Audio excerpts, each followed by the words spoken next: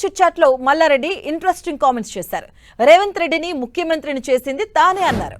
ఎవరు అవునన్నా కాదన్నా తాను రేవంత్ రెడ్డి అన్నదమ్ములమే అంటూ చెప్పుకొచ్చారు. రెడ్డి సామాజిక వర్గంలో రేవంత్ తప్ప పవర్ఫుల్ నాయకుడు లేడని రెడ్డి సంఘం సమావేశంలో తానే చెప్పినట్టుగా వివరించారు.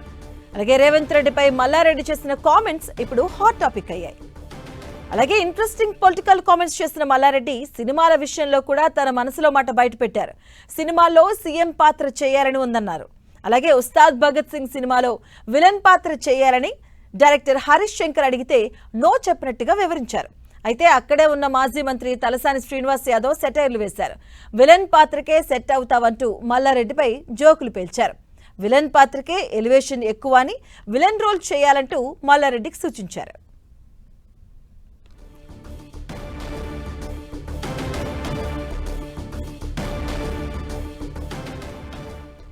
ఇక మీడియా చిట్చాట్ లో మల్లారెడ్డి ఇంట్రెస్టింగ్ కామెంట్స్ చేయడం జరిగింది. రేవంత్ రెడ్డిని తానే ముఖ్యమంత్రిని చేశారంటూ కూడా ఆయన ఇంట్రెస్టింగ్ కామెంట్స్ చేశారు.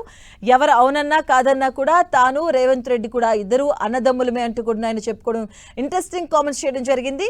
రెడ్డి సామాజిక వర్గంలో రేవంత్ తప్ప మరొక పవర్ఫుల్ నాయకుడు లేడని రెడ్డి సంఘం సమావేశంలో తాను ముందుగానే చెప్పినట్టుగా ఆయన కామెంట్స్ చేయడం జరిగింది. రేవంత్ రెడ్డిపై మల్లారెడ్డి చేసిన కామెంట్స్ ఇప్పుడు హాట్ టాపిక్ గా అయ్యాయి.